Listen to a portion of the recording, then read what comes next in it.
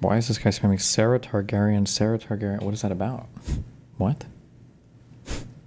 Is Shonda Black actually been, is there a public filing? Has he actually been sued yet? Or is he saying he's going to sue him?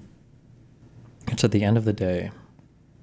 I'm 50% sure if Zelensky just offered to build Trump as the world's largest statue, surrounded 1,000 kneeling statues, in exchange of the U.S. helping them get back 100% territory, he would do it. Based. Based and true. Is Mick? Is that a slur for Irish people? Ethan, wake up. Ethan, the dumb is telling you to wake up. Ethan, wake up. Wake up, Ethan. Wake up. Time to be awake, Ethan. Jesus Christ. Wake up, Ethan. Ethan, wake up.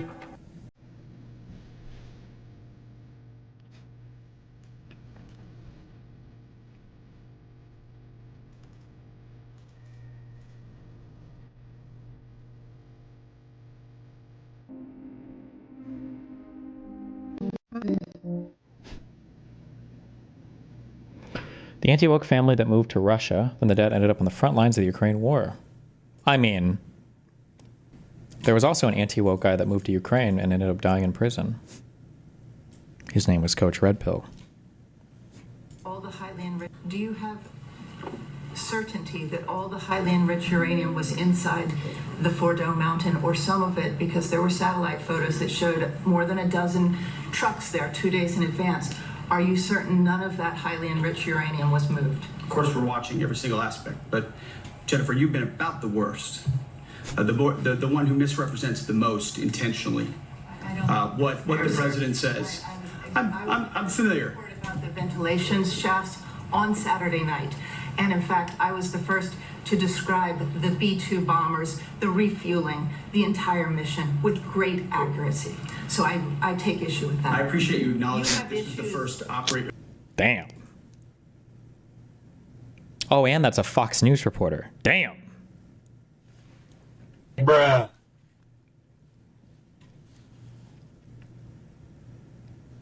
New propaganda drops. CIA and Mossad luring Palestinians with aid and medicine to murder them. Death toll, 377,000 plus. All right, y'all, welcome to the show. We got a big one for you. So in just a second, just some... Why, if you're committing a genocide, if the U.S. backs you, everybody's open about it, why would you do this in such a convoluted, weird, secret way? Who knows? Let's find out. One sec. Absolutely horrifying news I have to share with you. There's a new study that just came out on the death toll in Gaza, and you'll see it with your own eyes and hear it with your own ears, and it is...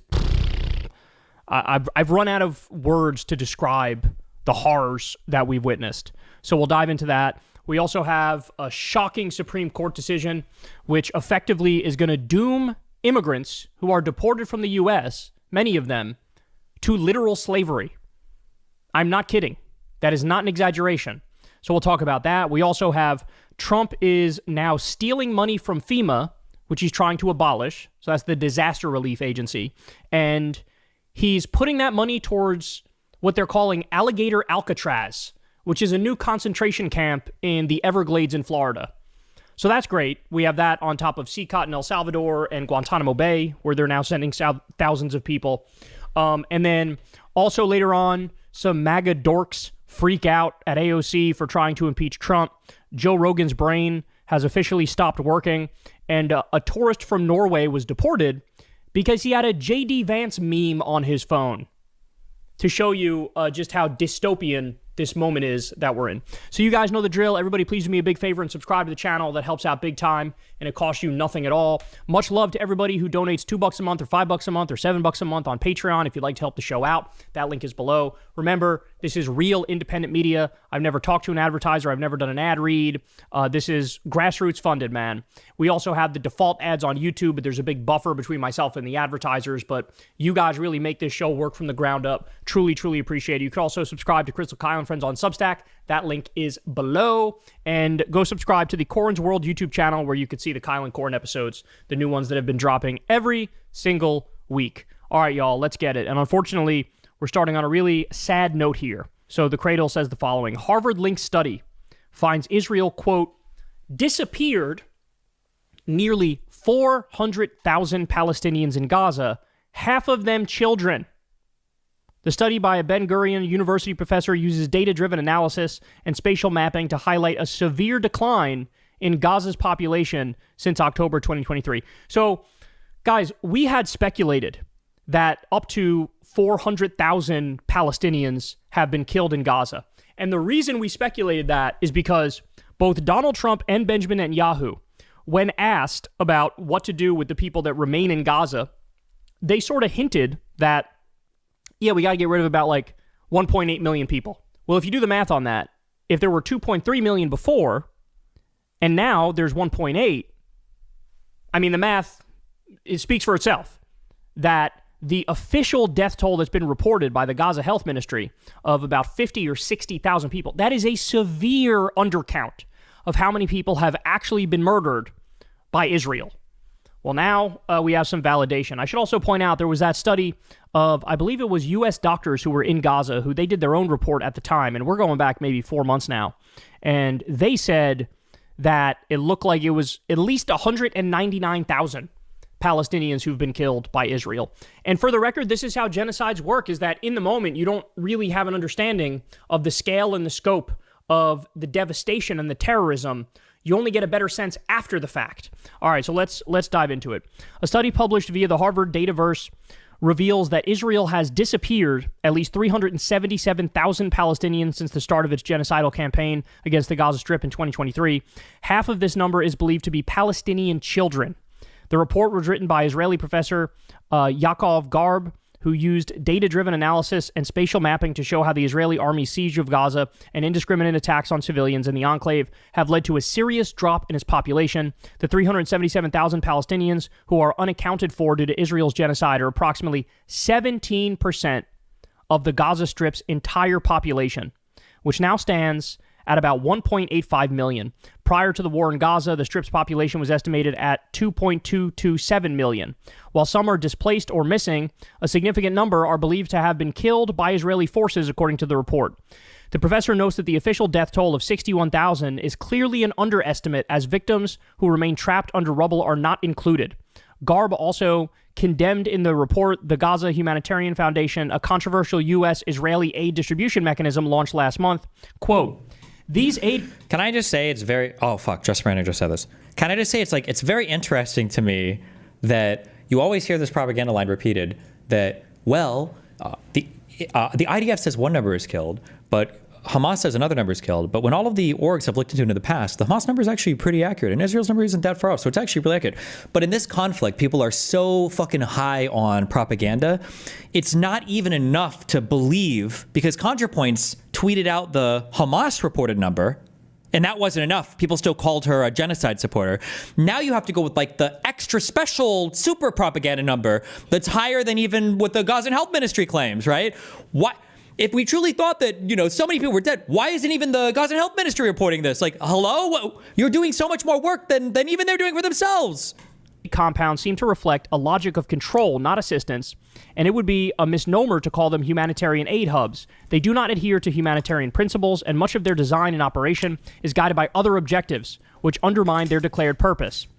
The UN has accused GHF of being designed to further the forced displacement.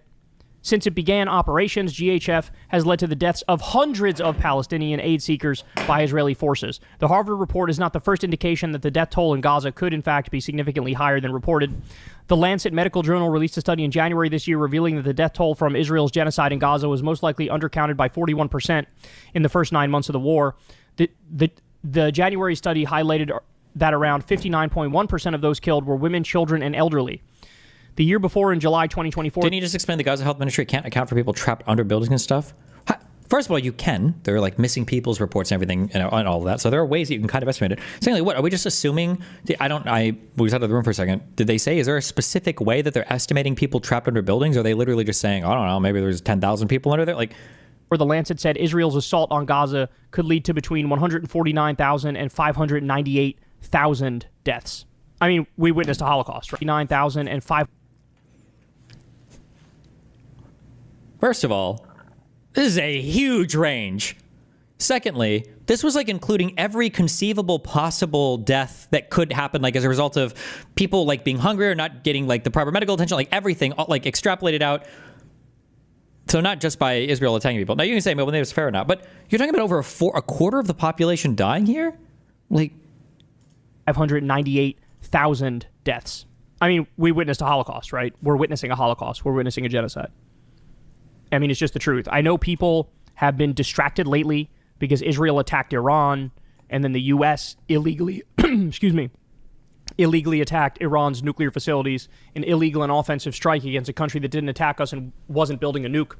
I know everybody was focused more on that, but this hasn't stopped. And in fact, the Gaza Humanitarian Foundation, we told you guys from the beginning, this was a CIA Mossad op, and it's a fake humanitarian agency. And what they do is they lure Palestinians from all over Gaza to come to a specific area in Gaza and say, hey, we're promising you food, we're promising you medicine. Then they show up, and in many instances, the IDF opens fire and murders them. Why? This is anti-Semitism, and this is retarded. This is retarded anti-Semitism. Like, just how fucking stupid would you have to believe, or would you have to be to believe this and then report it? Like, what? What? You have planes, like you waste all that money bombing all these fucking buildings, telling people to evacuate everything first, and you fuck up so much, right? Because they could have killed so many more people. You evacuate people from different halves of the country over and over and all this shit. You do all of that just to lure people to food stations and open fire in the places that are probably gonna have the most amount of people reporting, recording, and observing. Like, this is so fucking stupid. What do you think you're even saying? It's so dumb. Like, come on, what? Why wouldn't they have just blown them all up at the beginning? No, that would be so obvious. Okay, so what's the plan instead? To set up food stations over the Gaza Strip and then tell them to come for food. And then when they come, we're actually just going to fucking kill them there. Like, it's comically retarded. I'm not even kidding. It's some literal Nazi Holocaust-like nightmare scenario. And then beyond that, the long-term goal is whoever doesn't get killed, they'll keep having Palestinians move further and further away from their home, and then eventually they want to move them all to Libya. They've been trying to make a deal to move them into Libya, which, by the way, Libya is a failed state with open slave markets. So I wonder how that'll go if Palestinians are shipped there through no choice of their own, right? So this is where we are. This is what's happening. And I need to highly recommend that you guys do something. So much love and a big shout out to Dropsite News, because they've been on top of this like nobody else has. They're just doing amazing work. This is the thing that Ryan Grimm and a couple other dipshits, Peter Scavel and somebody else, like the most unhinged anti-Israeli retarded reposting of stupid propaganda ever. Work over there, Ryan Grimm and Jeremy Scahill, and they got sources on the ground in Gaza. And if you just scroll through their timeline, scroll through about 50 or 100 tweets, and your mind will be blown as to just the extent of the death and destruction Check and out all harm these tweets, and guys. terrorism that we're witnessing. So let's do a little bit of that here. Gaza Health Ministry, June 25th update. The Palestinian Ministry of Health in Gaza has issued its daily report on casualties from the Israeli attacks. This is just one day. One day. 79 killed and 391 injured in the past 24 hours alone. This includes 33 people killed while trying to access food aid. One day. One day. Here's some pictures of the Israeli army has killed 6 siblings: Ahmad Mohammed, Abdul Rahman, Yusuf Aham, and Shad Ayman al-Jamal, along with their mother, Hanan Khalid al-Jamal, in an airstrike targeting their home they were sheltering in the Al-Sabra neighborhood of South Gaza. And here, these people were killed. Most of them kids, as you can see. Most of them young men or kids. They were just murdered. Like, what home were they even in? I thought you said that the whole place had been leveled and all of it had been destroyed. And like, how are they even in homes anymore? Do they mean in a tent or like I'm half expecting to read, warning, new report reveals that up to 4 million people could be killed in the Gaza Strip.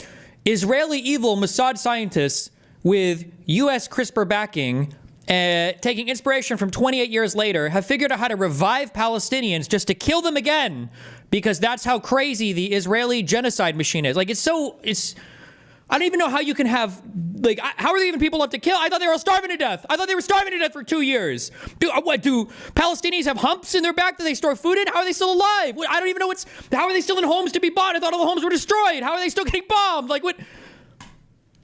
I'm literally talking about 1 day. 1 day is what we're talking about here. Look, I'll give you a warning in advance, but this one's hard to watch. Gaza Health Ministry warns of imminent collapse of medical system. Imminent collapse of medical system? I heard for 2 years that every single hospital had been bombed. How is the medical system not collapsed yet? Do they have medics who are like trained in white magics? Do they have healers and clerics? How is there any hospital here at all? I thought every single thing, I thought the whole place had been leveled. All of Gaza had been flattened. All of Gaza had been leveled. Health Ministry in Gaza has issued every single hospital had been destroyed. Every single medical center had been destroyed. So are they not? Are some still working? Did they rebuild them already? Like, what happened? dire warning. The Strip's healthcare system is on the verge of total collapse because Israel continues to block the entry of emergency medical supplies. Oh, on the verge of total collapse.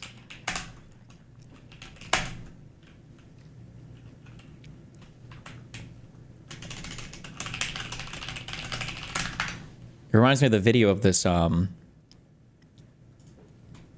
video of this truck crashing into the pole. This is a crazy crash.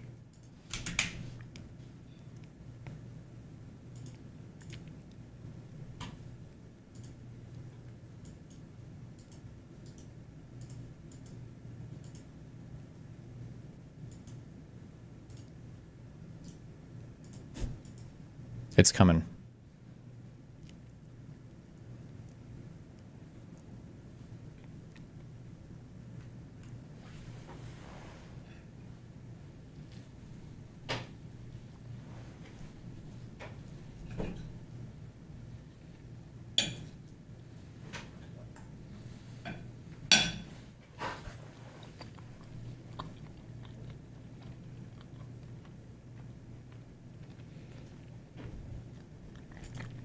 And then this video here is Hassan Barbuk, 3 years old, died Tuesday from severe malnutrition. So he was starved to death. Severe malnutrition. Just him? Only one person? There's not multiple. 2 million people, and they managed to starve just one guy? What? Kidney failure, enlarged liver, and acute acidosis. His family issued multiple urgent appeals to transfer him abroad for treatment. Israeli authorities denied all requests. This beautiful little boy was killed because he was starved to death, died of malnutrition. I mean, this is just... We've looked at, what, 2 tweets? Both of them are absolutely earth-shattering. Here's another one. Press release issued by Gaza government media office. A full month has passed since the Israeli occupation established death traps and mass lures, resulting in 549 martyrs and 4,000 injured. That's it? A full month of the IDF genocide squad and they only killed 550 people? Come on. 39 missing persons. Quote, "This is the suffering we want the world to see. Every second, one of us is killed. Every second, someone is killed just trying to bring bread home for their children." Home where? I thought all the homes were destroyed. From inside the Zakim area in northern Gaza, displaced Palestinians tell Sahat English how aid deliveries have become death traps where flour is mixed with bullets. Telling who? I thought journalists weren't allowed into the Gaza Strip. They call it the death arena, a place where Palestinians face a daily ordeal, just to feed their families. Every second one of us is killed. This guy's explaining what they're going through. I literally can't imagine. I can't imagine. And I want to show you one more thing. This is what it looks like at these fake aid sites where they lure them and then murder them. Oh, we've got a video of it today. Okay. This is what it looks like. Show Ready? us.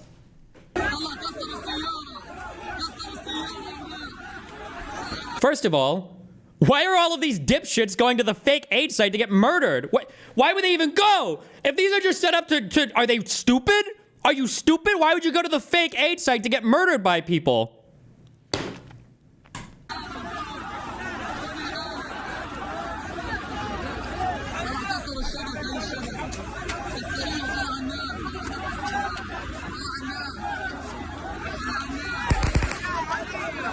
What is even happening here? It looks like I don't even know what's going on.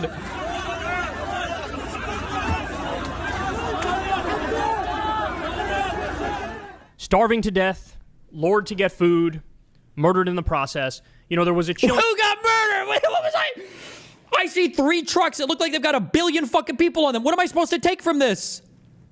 starving to All these motherfuckers, and they've got the most advanced weaponry on the planet, and they only killed 25 of them? death, lured to get food, murdered in the process. You know, there was a chilling quote from a top Israeli government official recently where he said, we can kill 100 Palestinians a day and nobody stops us. We just get away with it. People are like used to it. So now if we kill 100 a day, everything's fine. Issued by Gaza. If you killed 100 a day, then why is it that in a full month, only 549 died? Shouldn't it be 3,000?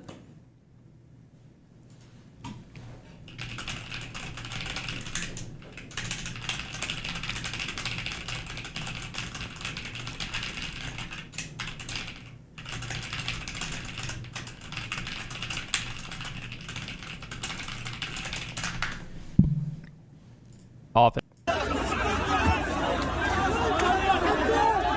100 Palestinians a day and nobody stops us. We just get away with it. People are like used to it. So now if we kill 100 a day, everything's fine. Nobody stops us. Nobody makes a big deal. There aren't big media articles over it. There's not big, news pieces on TV. So we can just do it. The fact that we've all witnessed this, it's all occurred right in front of our faces, and everybody seemingly got used to it or passively accepted it, that has proven to me that there has been zero evolution since the horrors of World War II and the Holocaust. Zero evolution. And the fact that you have the United States and politicians here providing cover for Netanyahu, who deserves to be arrested and locked up forever for the giant war criminal that he is, it really gives you a bleak view of humanity. It really does. So do not take your eyes off of Gaza, and do not stop applying pressure. Do not stop talking about it, because any one of those people that are in Gaza, that could be you or me, right? I brought this point up before, but now we're back to a world of complete might makes right. It's the law of the jungle. Who joined? Because I have to leave this in like 1 minute. I've got a thing I've got to do. What's up? Oh, Anna. Hi, what's up? Hello. Do you have a second? Or are you doing something? I'm supposed to join like a TikTok thing like 7 minutes ago, but I'll give you 60 seconds. What do you want? Go.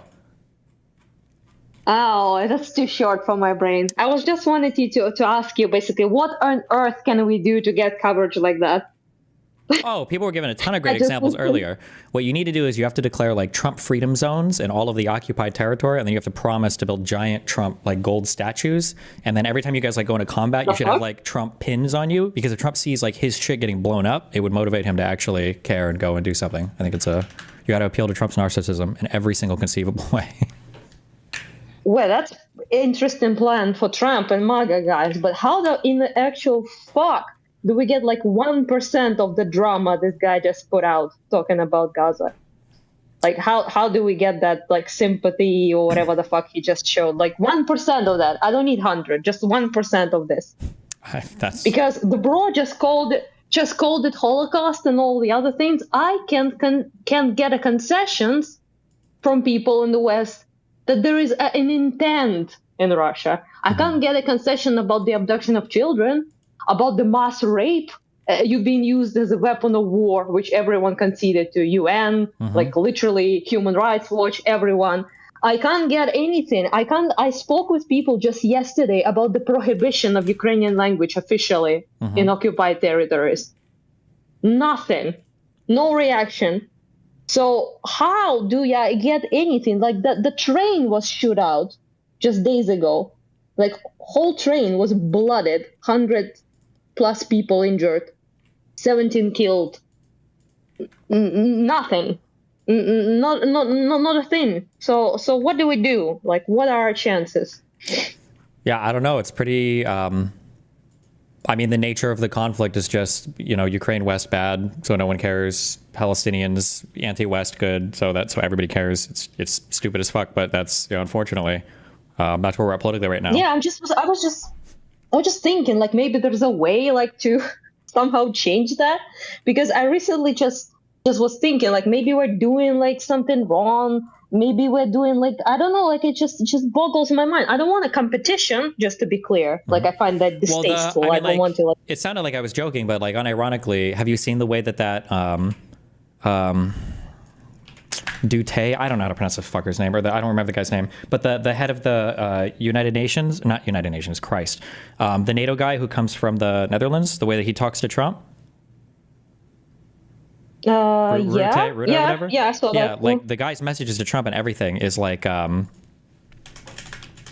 1 sec. Wait, hold on. Sorry, fuck.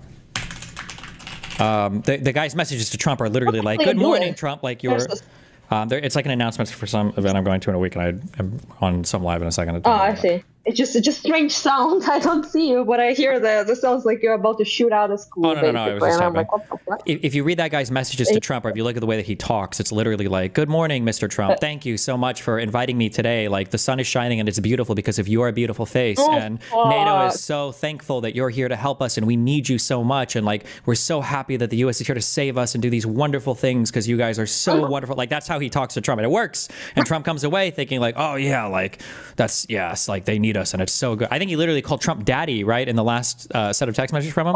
It's cringe, but that's literally how you have to do it. That's how you have to appeal to him. He's a fucking child, yeah.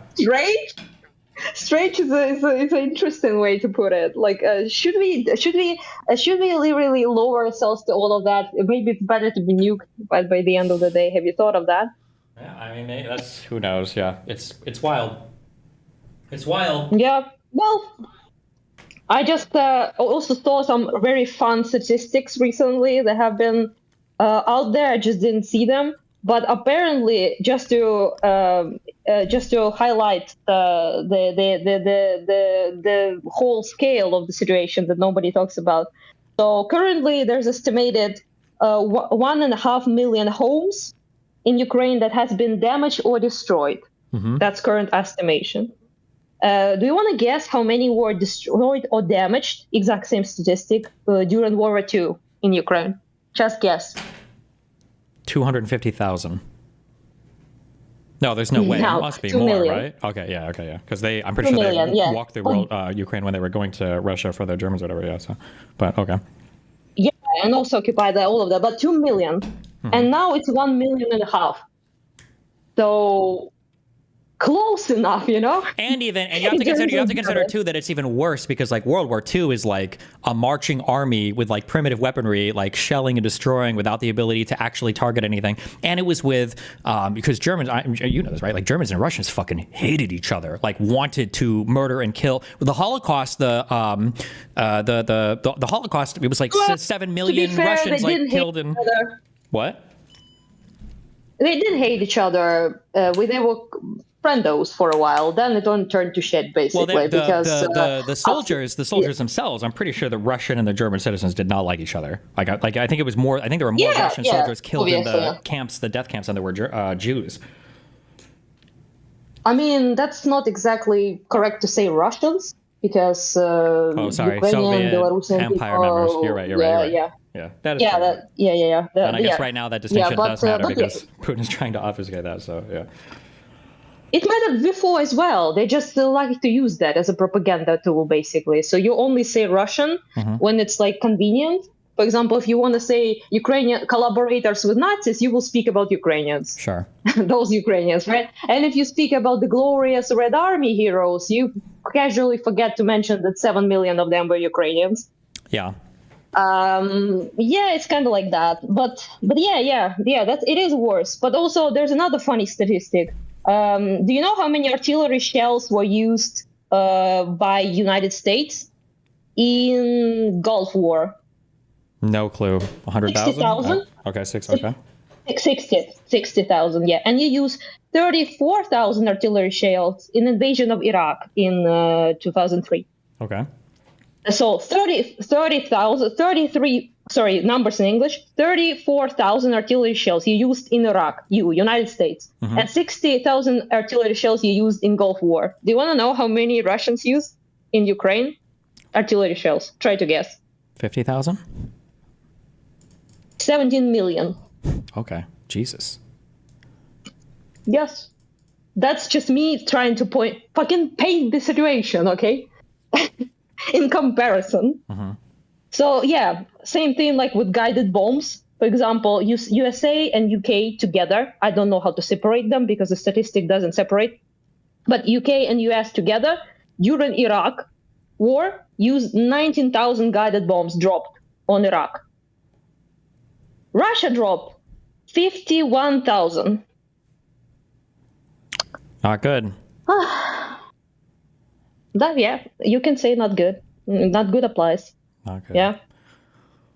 All right. Also, by all Yep. statistics, ours and other people's, that's the last thing I'm gonna say. 97% of targets were civilian, 3% were military. Excuse me, sir. Like, why isn't this? Oh, I give up. Anyway, that was my little frustration rant, because those stats are like murderous. Okay. Yeah. And and just feels a little bit off, feels a little bit not nice. Well, Yeah.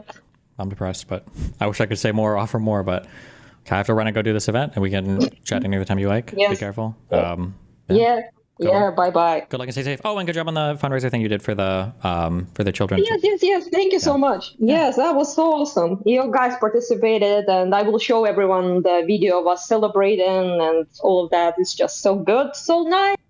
I'm so happy about it. Yeah, thank you. Bye bye. Have fun. Bye. Fuck, probably not very much fun, but fuck. Okay. I actually just hate TikTok as an app. Oh fuck, and I need my things. I just hate this. Oh.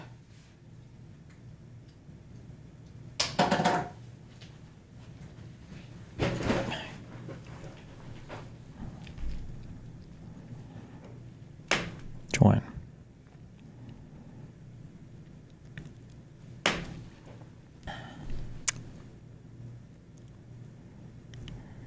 Connect using audio.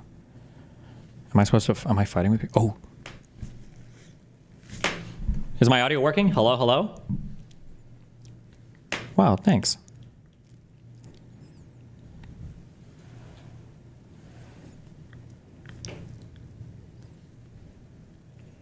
If my camera's on this, am I counted as like being live? Is that like a live for me?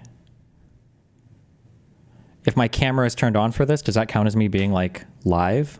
Am I like in a live or?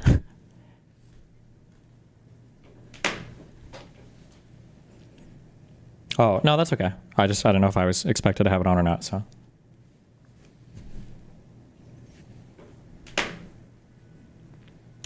You'll be connected using audio only. Okay, I'm figuring this out. Hold on. Oh, hi. Okay.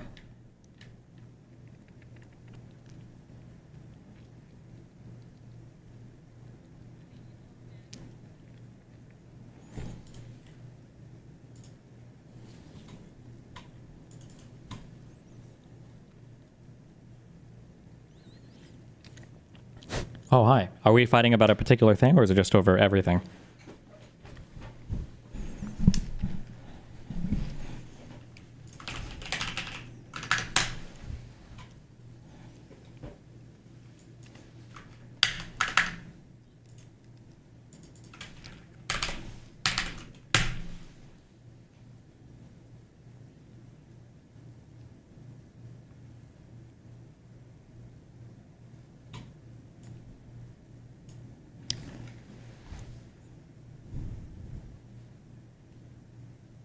Oh, fuck.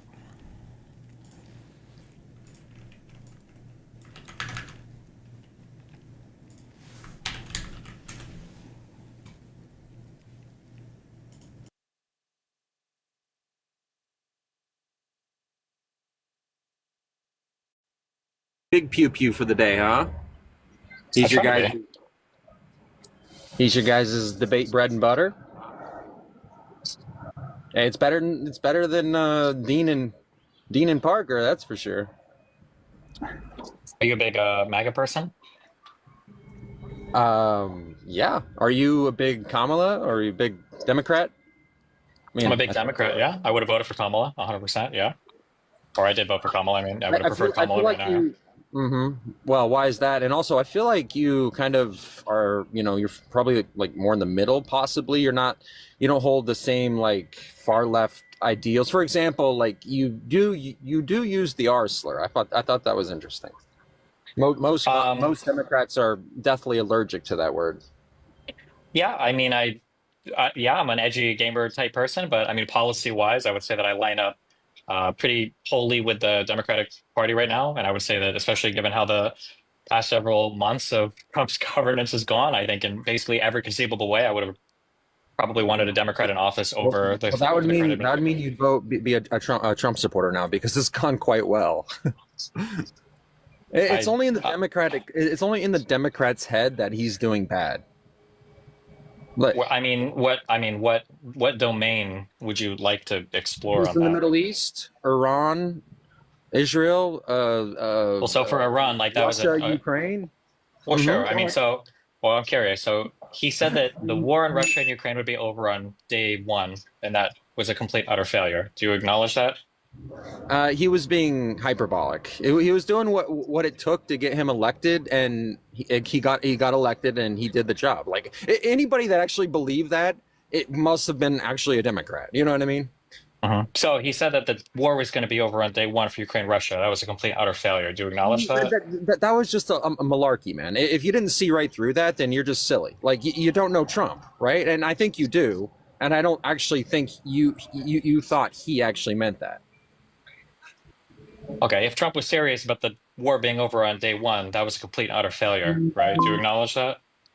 Well, he didn't mean it like that. So yeah, sure though. I don't care. I mean, I guess have they been unaliving each other lately? I haven't even heard of Ukraine and Russia. They've absolutely been continually bombing it. Trump himself has complained sometimes about it being bombed. I think he even truthed out that he was upset that he felt like Putin was playing him, which is laughable, given that's exactly what Putin does. But I don't think you know that. I think you're just making shit up. That Trump, you don't believe that Trump truthed out that he was upset because he felt like Putin was playing him? No, I don't. That's ridiculous too. I mean, if you could try to prove that, that's fine. But no, I'm saying like they're still bombing. Wait, I'm just to be clear. You don't think that Trump truthed out that he felt like Putin was playing him? Is that what you're saying? You contesting that? Yeah, show me the truth. I didn't see the truth. Show me. I'm sure it doesn't say exactly what you say, and I'm sure I'll be able to poke holes in it. Just like all the other logic that you guys have, all your other debates. Like there's not one debate that you have that's logical and sound. Okay. Yeah, I think you just sent for the left because they lack, intelligent people with common sense. Okay. I'll wait till somebody links me his truths, because for some reason you can't Google search the someone send them the truth. Yeah, truths or whatever on. Just use the AI. So we're not any closer to like an actual deal or a peaceful resolution to Ukraine, Russia. How do you know that? Right? Yeah, how do you know that? We don't, which means nothing. So how much, there's no reason. Are we hemorrhaging money? Are people upset? Why aren't we sending them money? I mean, obviously, I'm not asking about money. I'm asking about a peaceful resolution to the problem. We're not any closer to that actually coming about, right? Well, how do you know that? Well, it doesn't seem like it. They're still fighting. Nobody's publicly talking about a peace agreement unless a peace agreement. There you go. It's what you feel, what it seems like. So you're just kind of basing this off your emotions. Oh no, I'm sorry. Hold on. Is there a peace agreement right now between Russia and Ukraine?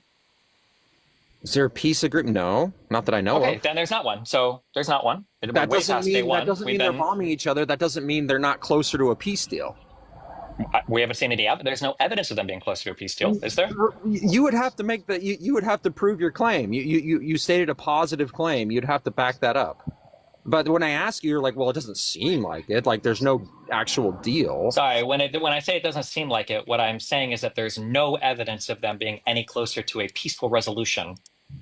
It doesn't seem like we've seen it in the news lately. It doesn't seem like I've seen people getting bombed. I haven't seen drones taking out troops. I mean, it doesn't seem. It does seem like they're actually getting closer to a peace deal. And maybe that's just incorrect. They're still fighting. They're still attacking each other. There's nothing. How do you know that? There's no indicate. Right. How do you know that? We can Google. We can literally look up articles of attacks. Google it. Show me. Yeah, you made a claim. Now back it up. Yeah, you know how this Google things work. You still aren't able to show me the first. I just Googled Russia attack Ukraine, and I see in Politico.eu, Russia kills 17, injures scores in one of its deadliest attacks on Ukraine. Amid its summer offensive in Ukraine, Moscow hit industrial center Dnipro a day after slamming Kyiv with missiles. Wait, are you saying their deadliest attack was unalive 17 people? You got to use TikTok for any language too. Can I see the source? And what's the date on that source? Can you blow it up?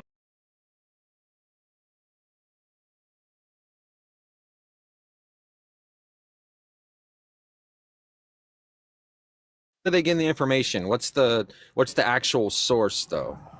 Like, I don't want to hear like So really quick, an does this opinion guy, piece. even if we do show you the source, you don't seem like you give a fuck about the source? No, he's going to reject it no matter what. Yeah, because but- you're just telling me an opinion piece, what they think of the source, what they believe the source to be. Or Well, this isn't an op-ed. This isn't an opinion piece. This is reporting done by Politico that seems to be relying on local authority. I can't read Ukrainian for what they're sourcing on this, so I can't. Also, this Oh, guy, shit. I mean, Crazy. he doesn't seem like he wants to even engage in honest debate. So if you want me to move on to someone, like, you can always tell me, hey, this guy's dumb, move on. Like, I don't. Oh, That's wow. okay. I mean, it's good. I think it's good to demonstrate. Like, this is the endless debating with megas, the constant obfuscating, the inability to I haven't recognize reality. obfuscated. I've just asked you to prove 2 of your claims. You haven't been able to prove either. Like, what are you talking about? Well, if anything, so you're losing this debate. I literally just sourced you a political article. You can go read it. I guess you don't believe me. Yeah, It's not really. hot garbage. Nobody serious contends that these two countries are still at war. So I can't even believe No, that's you a just contention, told but me. Sorry, go ahead. Yeah, I mean, if you want, you can go. You can just Google the article I just said, or Mercedes can link it to you. You can tell me if you believe it or not, or if you think it's literally just a lie. Well, I mean, I'm not saying it's a lie. I just think it's an opinion piece based off of some source that you say is in like Ukrainian, so you can't It's not decipher an words. opinion piece. It's reporting. What do you mean? If It's not an Politico op-ed. reported right now that Trump was the best president, everybody should vote for him, what would you say about that? Would you believe them? That's an opinion. Trump is the That's a best president hypothetical. ever. No, it's a hypothetical to test your logic. What are you asking me? I'm asking you, Politico posted right now that Trump was the best president, everybody go and support him, blah, blah, blah, blah, blah. Would you just take that hook, line, and sinker? I would believe that that's an opinion piece. Or well, let's say they said he brokered peace between the Middle East, Ukraine, Russia, and peace is on the horizon, and he brought gas prices down $50, and he saved a bunch of like 500 children. Sure, if they're reporting that, I imagine that there's probably a peace agreement or something that they've signed. I imagine that if gas prices come down, they're reporting honestly on the gas prices. Yeah, that would be a report by Politico. And okay, so you're just going to take that hook, line, and sinker? I don't know what you mean when you say hook, line, and sinker. I imagine they're reporting that. I would doubt they would just be totally fabricating numbers on their site. So I would probably believe the reporting on that. Yeah. I mean, if I'm skeptical of it, then I could dig through the underlying sources and see if I. Why do you say agree or disagree with probably them. though? Right? Why do you say probably? Because I'm generally going to believe what's posted in a place like, especially like Politico, like AP, Reuters. I'm generally going to believe factually reported things. People aren't generally going to make up, just like How do you totally know it's wholesale factual? fabricate. Because I'm reading it. What do you mean? How else would you know? Okay, but you're saying generally, as in like it's not always the case. It's not inconceivable that somebody could make a mistake or report something incorrectly. That happens. But Yeah, just short exactly. of me flying to Ukraine and personally visiting Zelensky and then personally asking for visual proof so that I can see a document signed, at the end of the day, I'm always relying on somebody reporting something, no? Yeah, and what you rely on is not so great. I mean, that's all I'm getting at. You would Who kind do of you have to rely on agree. for reporting You have to- about Ukraine and Russia? Who do you rely on for your reporting for that? I just rely on my intuition, basically. So nothing. Your feelings. I You mean, just I earlier watch- said well, that I feelings watch- are bad. Intuition is your feelings, I right? wa- So you rely on your hang feelings on. for it? Hang on. I because I have a higher rationale of conscious, I can use deductive reasoning, and of course, I'm watching the news. I'm watching everything you're watching. We all see the same Wait. thing. What does deductive right? reasoning mean? Deductive reasoning is you can go A plus B equals C, and you don't have to Okay, use and a what are- source, or you do use You a don't source. use a source? but you- What is A and B? No, I'm saying you can use deductive reasoning to extrapolate what you believe to be true from that source, or from that opinion piece, or from whatever you're I think saying. that's induction or abduction, not deduction, but we don't have to philosophy jerk off. But at the end of the day, Sure, you have to sure. find a news source, right? So you're reading a news source, and I'm reading a news source. So you believing a news source is better than me believing a news source. What news sources do you think are more trustworthy than the news sources that I'm relying on? I and never why? said what I believe is better than what you believe. I'm Okay, not then the one. how are you I'm not the formulating one your sitting here opinions? What do making you? claims. I dude, this is an internal critique about your logic and your claims. You're not. You That's haven't. it. This is not an internal critique of my logic. My logic Yes. is fine. You're No, having it's an issue not, with. because you said, remember, I got you talking, right? You're giving me all your claims and you're telling me what you believe to be true. This is internal critique on what you are thinking, what you believe to be true. Yes. I generally believe things that I read from credible mainstream media outlets because they have a whole extensive network of people that are in charge of reporting stuff. Generally, the reports are highly corroborated, and 99% of the time, factual matters they report on are correct. Therefore, What do when I'm you? reading a credible whole mainstream media source, I'm generally going to believe that whatever facts they're reporting are going to be credible facts, and then I'm going to use those credible facts to base. I'm going to base my opinion on whatever's going on based on the facts that are being reported by these places. Yes. You just randomly Googled, and the first thing that came up, you believed. Right? That's what happened. Don't act like you were like looking into this before. You had no idea. Is there You any? just pulled up Hold your on. Google No. machine. First of all, it's not that I didn't have an idea. I did have an idea. You asked me to prove it, and I did a source. I did a quick search using Google to go through news websites. I searched for You clicked the Ukraine first thing you Russia saw. attacks. The first thing I saw was an article from Politico. You know what the way they get to the top of that Google search is by paying, right? No, that's not how you get to the top of a Google search is by paying. Well, that's one way. If you have an SEO, No, it's not the way. No, SEO. Yes, it What is is the this? way. What is this? 1998? Where you're hiding stuff in the header of your web page? No, you do it because it's linked for relevance. Because there's a billion different types of algorithms that crawl through websites to figure out what's relevant to a thing that you're searching for. Yeah, all controlled by Google, which you believed hook, line, and sinker the first thing you looked and clicked, which was at the top. Am I wrong? Okay. You keep saying hook, line, and sinker like you're proving something. I'm believing what's written on the website Politico that has That's what I'm saying. You own shouldn't reporters. be doing. Okay. This is the problem Okay, with then Democrats. give me an alternative. Give me an alternative news source that I should believe instead of Politico. Lachika, are you? Did you vote? I don't know. You'd have to do a little bit more research. I don't and know. put- So you have nothing. You have nothing. So you I've lost heard your own say internal something. critique. make You a have claim nothing. like They're that. not allowing me to because I'm a woman, so it's No, fine. that's not what's going on. They're finishing a debate. I'm just asking, are you MAGA? I am indifferent. Let's just say I'm Are you Hispanic. also intoxicated? What? Never mind. Anyway, well, it was nice chatting with you, Who Dustin. said I that? appreciate Go that. ahead. Show your face. Okay, Lachika, did you vote for MAGA? No. Okay. And again, me being me, you need to understand that I grew up in this country. I literally went above and beyond. I literally have supported everything and anything. Don't. Like, y'all are arguing over little things that do not fucking. I think Lachika is smashed, so we're gonna be moving to the next screen. Sorry. Lachika based queen. If I was getting drunk and going on live spaces, that just seems like a grand old time. So That's it. I That's approve. it. We have someone with 1 million followers, so they said they found God. I gave up fame to find God. That sounds great, man. You should let's take you up. Hi. Did you vote for MAGA? I think that politics is a way for the individuals at the top, the billionaires, to continue dividing the people. I think that you're all pawns in a game of political destruction, instead of recognizing that we have the ability to work together with our honesty, our experiences, to rationally come together and continue progressively evolving. Why, if billionaires at the top are all seeking to control society, then why do things like wars happen that are really bad for the stock market? Well, I think that wars happen because we are unintentionally enabling them. We fail to recognize that we are the government. Yeah, but why would the billionaires make wars happen if it's bad for their portfolios? I don't know what you mean by their portfolios. I don't really think they care about their portfolios. I think that whoever's at the top, what they care about is resources, more control, and they're not very intelligent.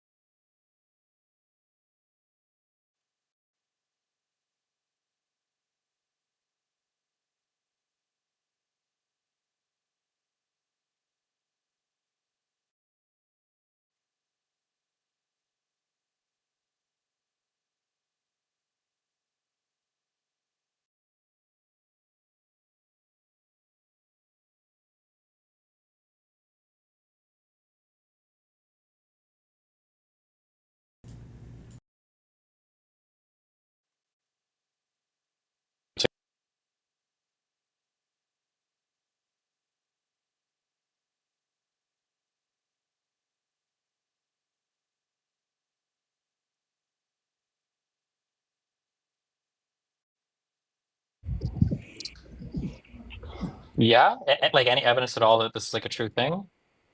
Oh, yeah. The evidence is going to be it's self-evident. When you look at literally any kind of problem, literally point to anything, it's going to stem You can't. from. The evidence can't be that it's self-evident. I would just have to assume everything you're saying is true then, and I. Oh, okay. So when I'm saying that people at the top are going to benefit off of division, this is just going to be synthetically true because the more divided we are, the more that they get to control us rather than us controlling ourselves. Wouldn't it be wouldn't better? Wouldn't need you be able to them. control a society that's more unified rather than a society that's more divided? No, the society would be controlling themselves. We wouldn't rely on things like money. We could have like barter systems. But why is a barter system better than money? Well, when we're analyzing money is going to, it's not actually analyzing like our skill set, right? It's just another form of manipulation. So like, let's say that you had the skill to fix my sink and I don't know how to fix my sink, right? Mm-hmm. Then we work together as a community and you are willing to go and help people with their sink because our unity is all that we need. Okay, let's say that my skill was fixing like complex problems with your plumbing, but it takes me like 2 days to do that project. What am I supposed to eat while I'm working on your plumbing? How do I get food if I am only able to Well, do if we're that working, skill? well, the more organized that we are, then the more like the farmers would want to be farmed. Like we all have an intrinsic desire, right? Sure. Right. So the intrinsic desire is going to be reflected within a social model if we're safe enough to reflect that. So the farmers want to farm, and through their farming, they get to Wait, provide why would doing what they farmers want want to to farm? do. It's their intrinsic desire. We just went over this. No, you asked if we have intrinsic desire. I think we do. I think for like Right. things that are pleasurable and fun, but I don't think it's Yeah. fun to farm. I don't think you have an intrinsic desire to work. Then you wouldn't be a farmer, right? I think that there are people like my father-in-law. It loves farming.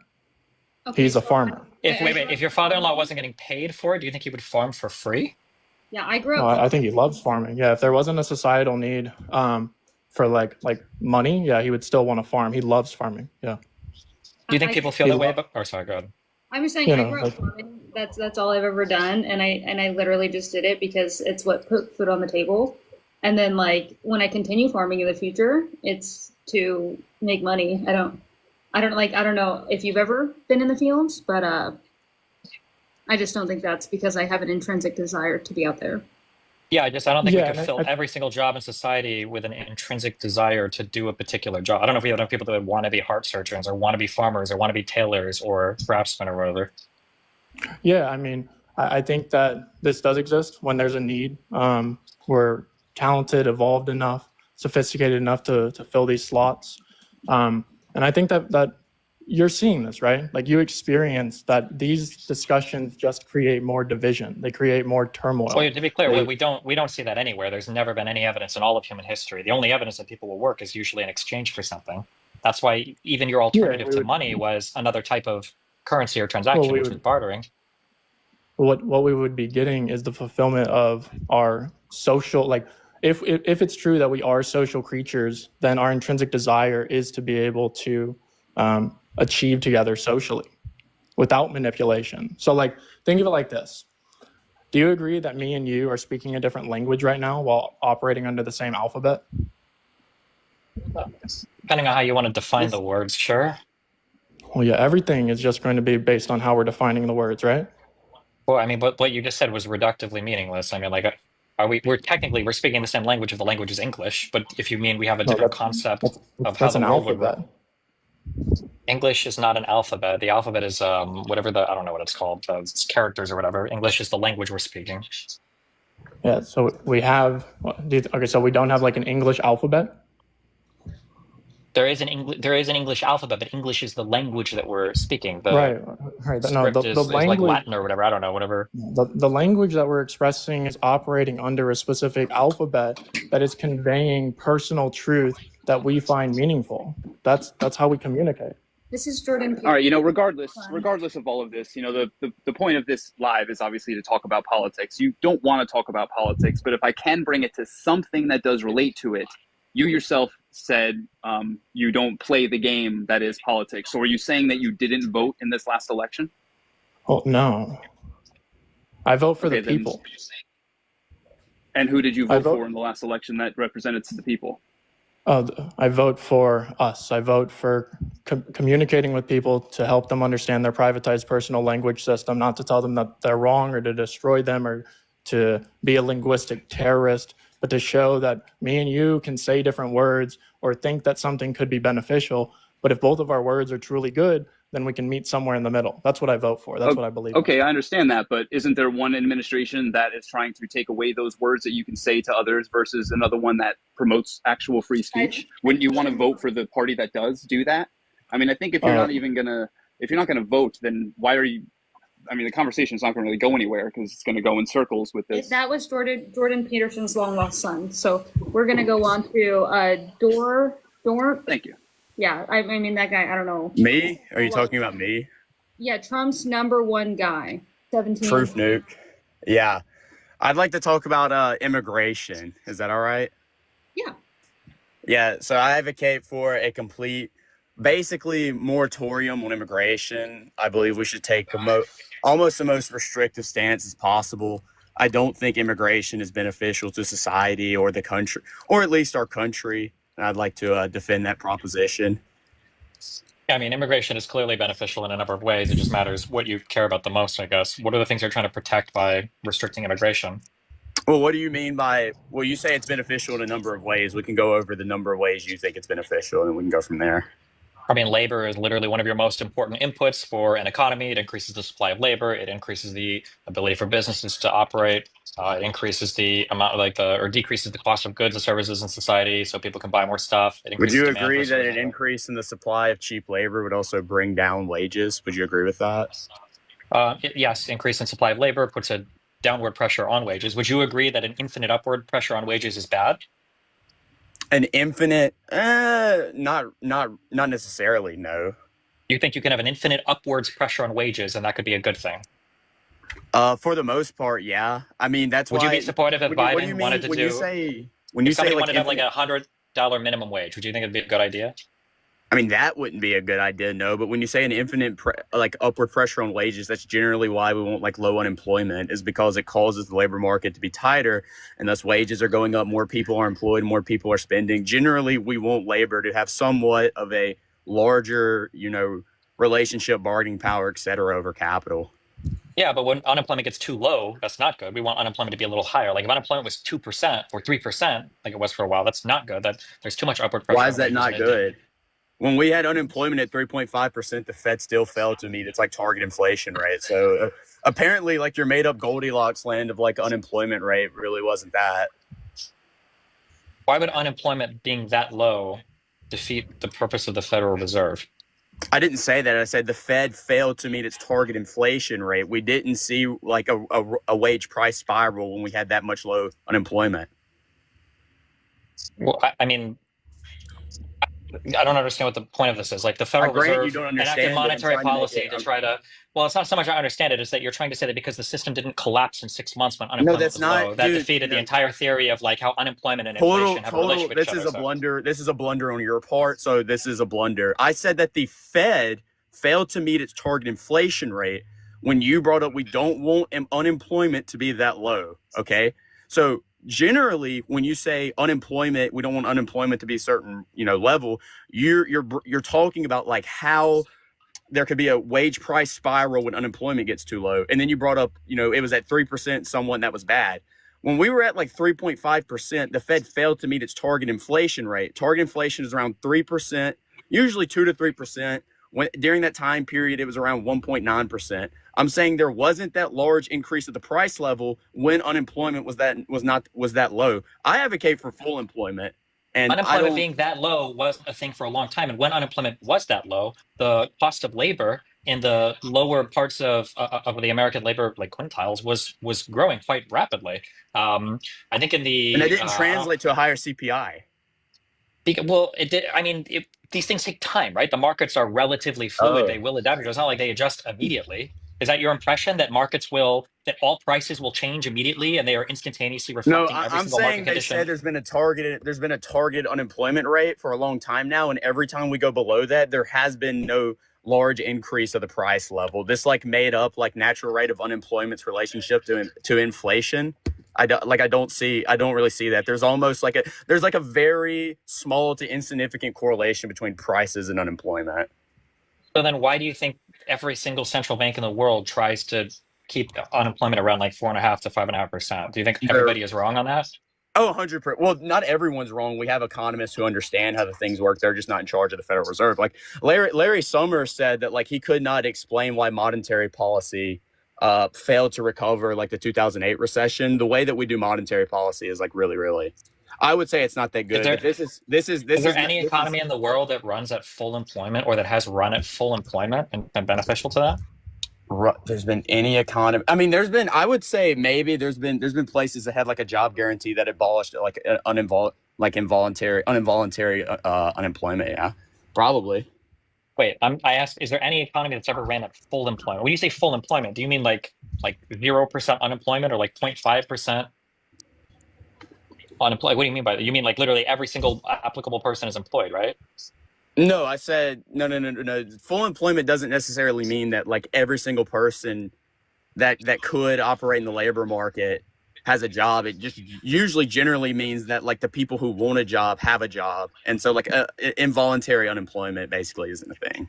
Okay, so like your U3, what we usually use is like the unemployment number. That would be at about 0%. Would it be about? I mean, maybe. I don't see a problem with that.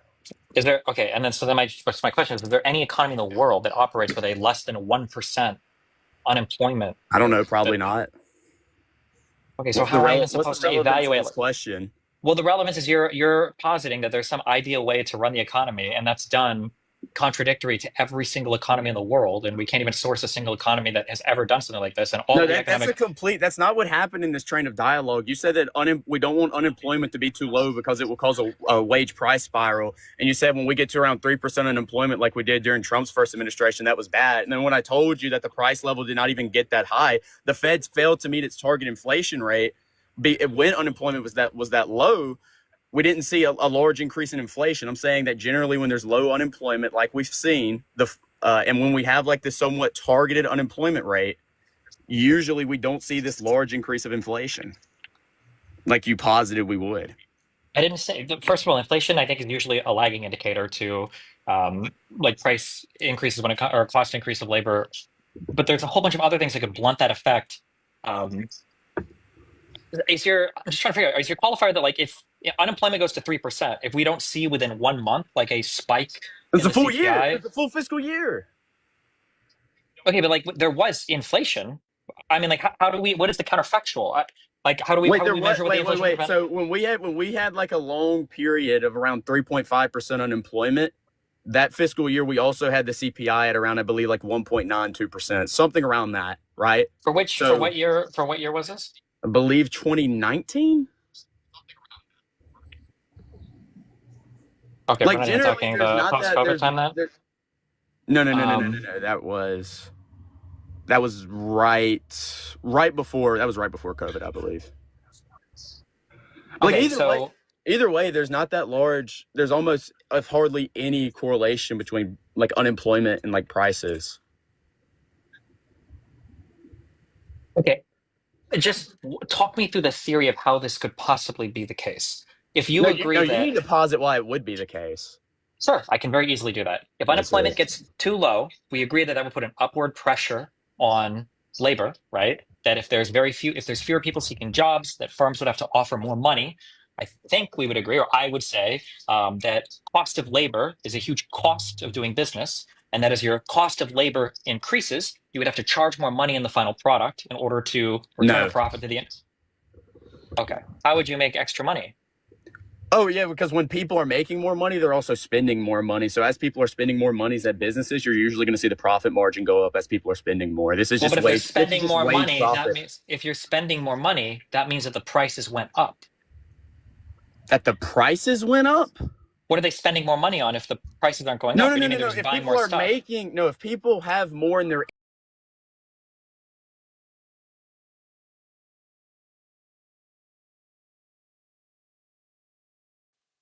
buying more things because they have a larger income. Yeah, but the cost of manufacturing those things is increasing if you're paying more money for labor. Labor is a huge component of the cost of manufacturing. This is simply, dude, this is just wage. Dude, this is just like wage profit. This is just like wage profit stuff, right? If people are Hold on, making... wait, hold on. Stop. That sentence doesn't mean anything.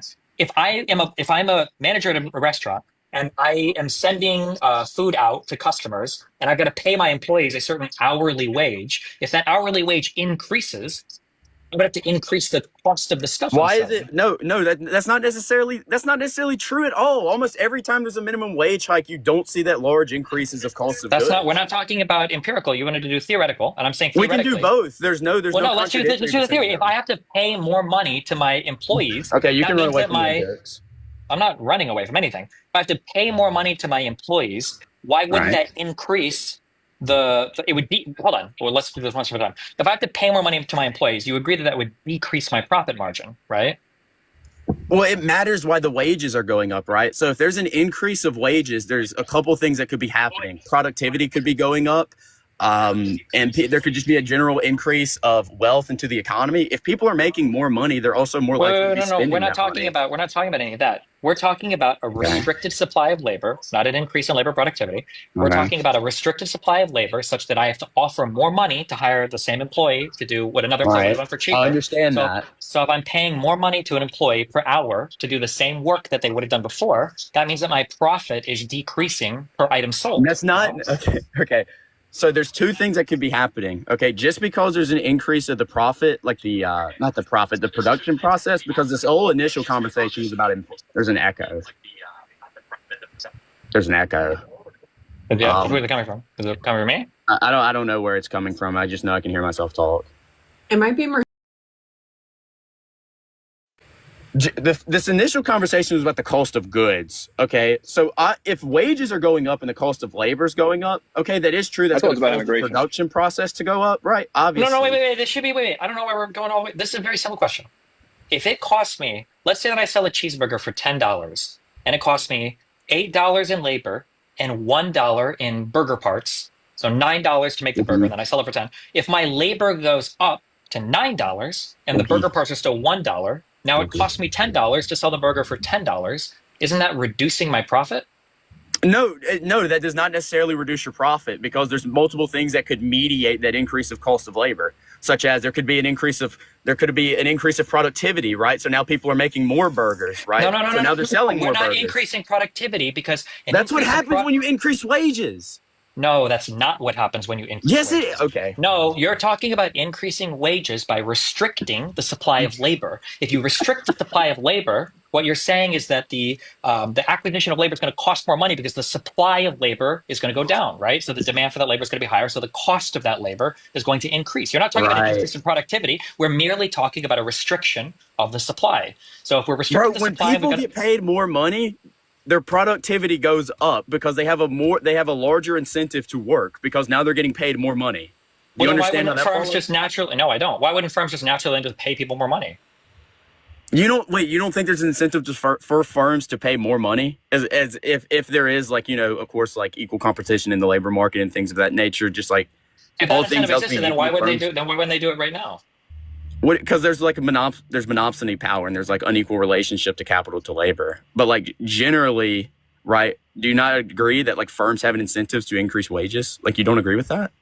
No, I think firms have an incentive. Labor is a cost of doing business. I think you're going to pay the least you can for labor. You pay the least you can for all of your inputs, your cost inputs, of course. It's just not really true, right? Because there's a reason why as productivity goes up, wages also goes up, right? It's because as you pay people more and as people are producing more things, they get compensated more for that labor. No, the reason is because more productive labor is generally lower supplied, right? There's usually a lower supply of more.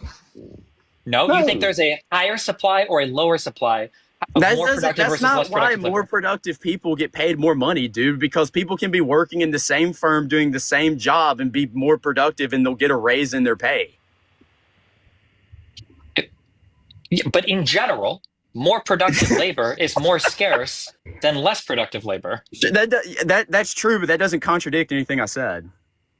No, but I'm explaining why people pay more money for more productive labor. People don't become more productive because you pay them more.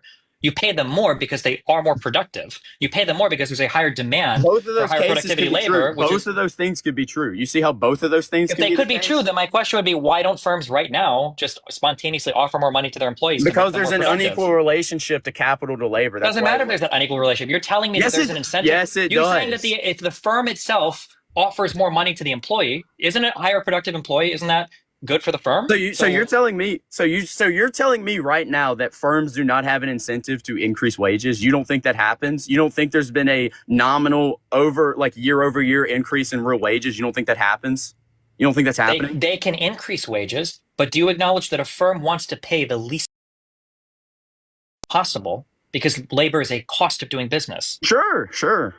Okay, that's all I'm saying. So a firm's goal is to get the least amount of money possible, or is to pay the least amount of possible to get the most work possible. No. The firm's goal is not to pay the amount, pay the least amount of money possible. It's to make the most amount of money possible. That's why. Yes, and making money is profit. That's which why is the difference between your cost and your. That's why Ford, that's why everyone's knows Ford for decreasing the work hours and things of that nature, because if you treat your workers well, they'll be more productive. The goal of a firm is to make the most money as possible. It's not necessarily to decrease the amount of cost of everything as possible. Those firms don't do very well. I mean, there's going to be a limit, of course, because there's going to be hopefully other firms competing with you for paying employees a certain wage. But in general, do you agree that employees are trying to get the most money possible for their labor? Yeah. So why wouldn't the contrapositive of that be true? If employees are trying to get the most money for their labor, then shouldn't firms be trying to offer the least amount of money for the labor? No, that doesn't necessarily follow, right? Because, employees, their salary is reliant on their labor. Okay, they're reliant on the business.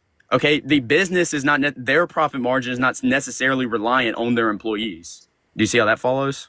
Okay, No. we're gonna let RC have a go at it because people in the comments. Okay, it was nice talking to you, Destiny. I hope you like your relationship with your son fixes because you blocked him on Twitter. Bud. Don't worry. I hope my relationship with your mom continues to be great. Yeah, real good, funny, Ode. How? It is. What a note to end on. Yeah, I think zooming in, we should take LGBT out of schools. Zooming out, it's immoral. Like gay kids should be kicked out of school, or what does that mean? No, stop teaching the LGBT agenda to children in public schools. What is the LGBT agenda? Talking about these adult sexuality. Don't tell children that. Let the parents tell them that if they want. RC, just use language that won't get the live ban. I'm sorry. What did I say? What did I say that I can't say? Smexuality. I know it makes it sound like a bunch of immature 5-year-olds. I get it. It sucks, but Yeah. it is what it is. The smexuality of adults don't need to be taught to children. If the parents want to teach them that leave it to the parents, but not teachers. You don't think it would be relevant for some author, artist, leaders background that they might have an alternate orientation? It's not their moral obligation to tell children that are not their kids that, no. It's not about a moral obligation. It's about teaching the facts of history. Well, it's immoral though. These relationships are immoral, and they're trying to they're desensitizing it and making it seem like it is normal and fine, and it's not. So we have a clash. So what about if premarital relationships? Should all of those be avoided as well? If people aren't married, should they not report that people had kids with somebody? Or I'm talking about children in public school. Yes, and I'm talking about, should you teach children if a leader or two people had a kid who weren't married yet? No, don't tell. What classroom is that at all appropriate to tell children that are not your kids about romantic relationships of adults? History class? History class, they need to talk about adult romantic relationships to children? Well, if you're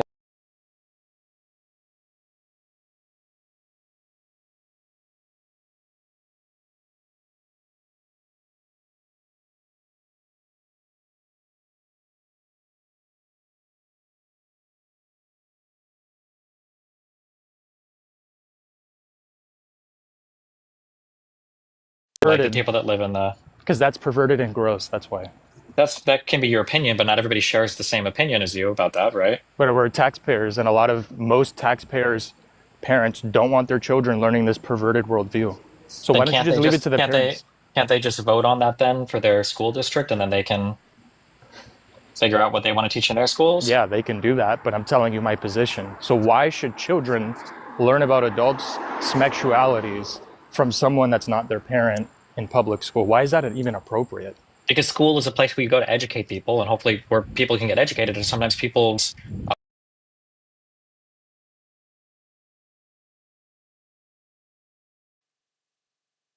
What is a child learning that a grown man puts his wiener in another dude's butt? Education. That's disgusting. It's perversion. I mean, I think if you're fixated on the actual sexual act or whatever the act itself, yeah, that would be kind of weird. I don't think you need to go over that. But I think that learning about a person's orientation might be relevant to the struggles or whatever that person faced in life, and understanding that might give you some insight or understanding into it depends on what you're studying in history, I guess, right?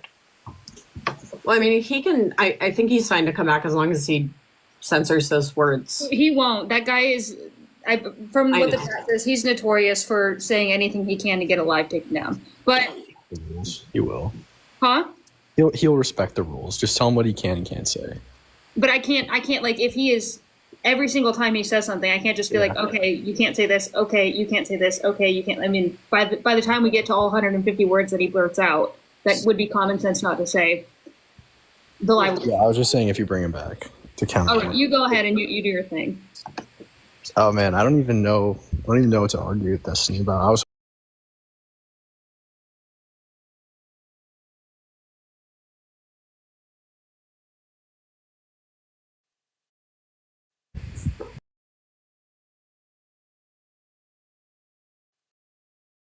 Stop.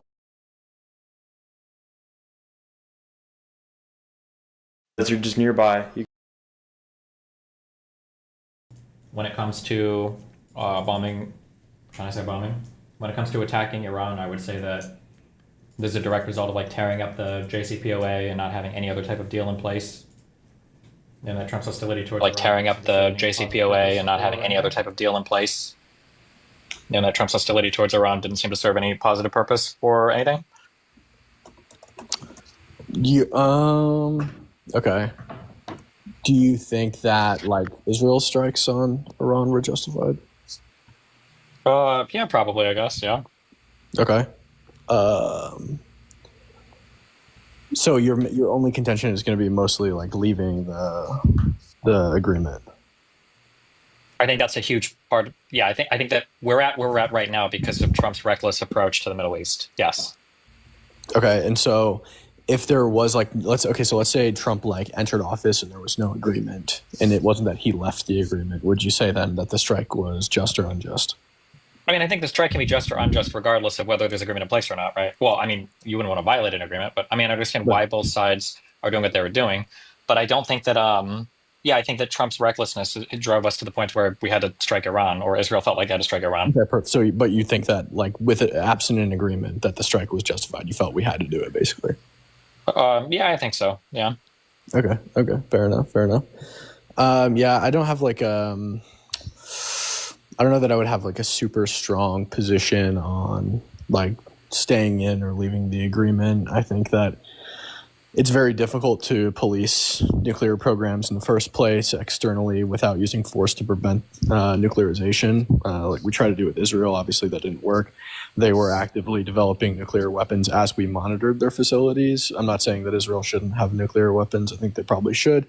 But we have tried to police nuclear programs in the past and it hasn't worked, even with inspections. So I think that being in an agreement that we think will prevent Iran from having nukes, I don't think would prevent them from having nukes in the first place. I also think that... Yeah, but at the very least, if we had an agreement and they were violating the agreement, you could build like an international coalition and you'd have way more like moral and legal and international authority. Yeah, but I think by that point, it'd probably be too late, right? Like if they're...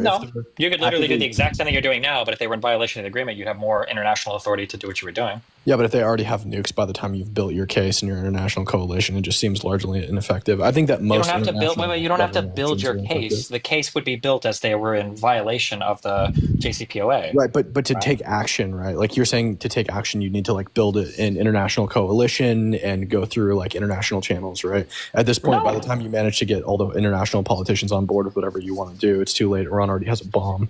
So I think that I don't know. No, I don't know. Wait, hold on. I don't know why you keep saying this. No, you don't have to do any of that. that. You could say we have a JCPOA. It's not, they're not following it, and now we're going to go in. If somebody wants to join us, we can do this on an incredibly expedited timeline. There's no rule that says we would have to wait months and months to. So what's the difference between doing it with or without the agreement? Well, because without the agreement, Iran has little incentive to actually follow any kind of structure to refrain from going after nuclear weapons. So Donald Trump laid on all the sanctions and started attacking the country as much as possible, like economically. So, of course, from Iran's perspective, I think them pursuing weapons was reasonable. It makes sense why they're doing it. I think they always have an incentive to pursue nuclear weapons regardless because Israel has nuclear weapons. So like, I think they did it before because Obama was able to release funds to them that have been locked up. Like you could put them on a path towards economic stability. Yeah, like you would want to incentivize them or massage them in a way where, look, there's a good reason not to pursue nuclear weapons because you get these benefits. But then Trump took all of that off the table when he left the JCPOA. Right. I don't think that it's a good idea to prop Iran up in the first place, right? So if you use force to prevent them from having nukes without propping them up, I think that's probably the most ideal option as opposed to like giving Iran money. Because do we want Iran to be a failed state? Wait. Again, we were doing the same thing with Israel. We were giving them money and weapons and they developed. Israel's not a failed state. That's not even remotely related. I'm saying what should the goal be for Iran? Iran's not a failed state right now either. Sure, but do you want them to be a failed state or what is the goal for Iran? No, we don't want them to have nuclear weapons. We also don't want to prop them up, though. They're our enemy. Okay, so then the goal is to... We know they're hostile, right? So giving them money probably isn't the option. We don't want them to have nukes. We should use force to prevent them from having nukes. And we also shouldn't prop them up with money. It doesn't make any sense. It's not about propping them up with money. It's about just like not sanctioning them. Because we give them money and weapons doesn't mean that they're going to not develop a bomb, right? Again, we did this exact same thing with Israel. Now I'm more sympathetic to Israel because they're not hostile maniacs, but we gave weapons and money to Israel and told them they can't develop a bomb and did inspections in their facilities, and they still developed a bomb regardless. I don't know what the tie to Israel has to do with this. I'm looking at for Iran. Okay, I agree we don't want Iran to have nuclear weapons, so I feel like we should pursue the path that makes the most sense to make it so they don't get nuclear weapons. And it seems like some level of economic cooperation was good there, but then the point is that we had a denuclearization or a nuclear proliferation agreement with Israel as well, and they did it anyway. We did all the things with Israel that you're saying we should have done with Iran, or that we did do with Iran, and it didn't work. It was a different time. It was a different time. So what? It was a different set of conditions around the planet. It was a different set of things going on that enabled Israel jointly with South Africa to do the research and to do the testing and everything to procure nuclear weapons. But this was done in the 70s or late 60s, early 70s. There's more access to information about how to develop a bomb. Like Sure, Iran. but I'm just saying that just because Israel developed a nuclear weapon back then doesn't mean that everybody will take the same process. Like I think things have probably meaningfully changed around the world. And if we think it's inevitable that they're going to secure a nuclear weapon, then what? So do we just keep bombing them every time they go for it, or? I suppose so. I mean, tell me this: what conditions are different now? Wait, but you understand that we didn't just like send Iran like a bunch of billions of dollars. Like you know that we're just unlocking sanctions, and they actually don't have direct access to that. Yeah, money. why should we unlock sanctions to our enemy? Because sanction is a punishment, no? But yeah, that's true. Sanctions aren't just punishments. Wait, but the money. Wait, do you understand how they get access to that money? Because the way that they get access to that money is tracked. Like we track what they do with that money. Well, we don't. The United States. I'm sure. So like. If Iran gave us money, we're tracking the money. Like I doubt it, right? Like we really probably have no idea. Look at the organization that tracks it. And again, just because you have inspections or you're tracking whatever doesn't mean anything. Because again, we did this exact same thing with Israel, where we policed their nuclear facilities. They were producing energy. We told them don't produce a bomb, and they did it anyway. We gave them money, we gave them resources, and we said we'll give you all this stuff. Don't produce a bomb. We're going to do inspections. They did it anyway. So I want to ask Stephen, what conditions he thinks are different today that would... The conditions are that we really don't want Iran to get a nuclear weapon. I think we were a little bit more indifferent to the South Africa-Israel nuclear projects. Okay, it was the Soviet Union time, and people were getting nuclear weapons, and I think we kind of like weren't as concerned with it. Okay, so the argument is just that like you think we basically like just let Israel get a bomb even though we were inspecting their facilities? Do you think it was like I think basically, I mean, we knew they were testing it, right? There, I don't know what the name of the island is or whatever, south of South Africa, but like we saw the nuclear testing happening. But I think we were just kind of like indifferent-ish to it because it was us versus the Soviets. It was the Cold War. Like we didn't have the strongest opposition in the world to Israel getting a bomb. Like, do you think we had the same opposition to Israel getting a bomb back then as we do to Iran getting a bomb now? No, I don't. No, you're right. I think that we probably pretty much let them get a bomb. But like, regardless, I still think that like whether or not we, do inspections in their facilities or whatever, I still think that doesn't stop them from getting a bomb. Because like in reality, we don't have people on the, like, we don't have like an intelligence apparatus that is capable of like monitoring everything that Iran is doing, especially if they're doing it underground. Like we have Well, the only thing we needed access to, I think, was their nuclear facilities where they're doing all of the uranium enrichment, right? It's not like you can hide that. Sure you can. I mean, sure you can. You could just build a facility in a different place. Like I don't think that They're it would be huge difficult. facilities that require a ton of energy. You can't hide 1,000 centrifuges, right? I think their current facility is pretty hidden. We know where it is because we're doing inspections on it. But I don't think Well, that if we say we know where it is, I feel like that's the opposite of it being. I still don't think it would be difficult for Iran to hide the development of a nuclear bomb, regardless of whether it was the same level of. If we believe that, then shouldn't we be like bombing them like into another administration right now? Then, if we think they could hide and possibly secretly go for a nuclear bomb right now. What was the question? You make it sound like there's like an inevitability right now then that they're going after nukes and that they're going to get a nuclear bomb, and so shouldn't we just like bomb them for? Sure. I think that we should like basically obliterate their capability of having a bomb for sure. Yeah. Okay, I guess I feel like right I would now, hope that there would be a better way to do things, that like you could use like the carrot instead of the stick, and I feel like the Obama path on that was better than the bomb stuff that's going on right now. Do you think that it would make sense to like use the carrot instead of the stick on North Korea? I think when right you have now like probably not, but they already have nuclear weapons and they're a little bit supported by China. So I think that when you have like an erratic totalitarian dictatorship that is religiously fundamental and like has vendettas against you and your ally that runs so deep that they're burning your flag in their alleged parliament, which isn't actually a parliament, I don't think that you can use the carrot. I think that you have to. I mean, Americans literally burn their own flags right now on the street, so I don't know how relevant that is. I think that all of the evidence has shown over the past couple of years, a couple decades, Iran is definitely not an erratic state. Like they're pretty rational actors. They don't do like insanely crazy unhinged stuff. Like it seems like for the most part they act a way you would expect a rational, reasonable state to act. What do you mean they don't do like random unhinged stuff? They're the largest state sponsor of terrorism in the entire world. They fund Hamas that carried out the October 7th terrorist attack. What do you mean they don't do erratic stuff? Yeah, but if they're operating via proxies, right, they're doing it because they want to maintain some sense of legitimacy as a country. And that type of plausible deniability or plausible extension shows that they're not just an insane, unhinged fundamentalist state that would, because otherwise they would just do it themselves. They wouldn't. They wouldn't. They're doing it through proxies, not to maintain legitimacy. I don't think they care what like the international community really thinks of them.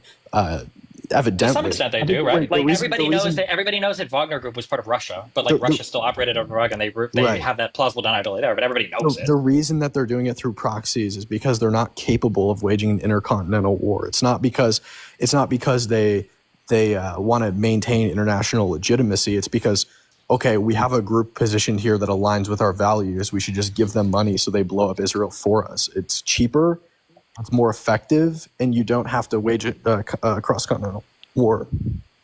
Yeah, these things all sound like rational actors conducting warfare. But they were irrational. They would just try to rally up their army and go do a ground invasion of Israel, or just like constantly shoot missiles. It's not rational. Killing over 1,000 people and funding the killing of over 1,000 people and thousands of missiles going into Israel aren't rational things because How is that not? Wait. How is that not rational? If you hate a country, you want the people to die, and you're trying to kill them. Isn't it super rational to fund proxy wanting all groups? their people to die is not rational.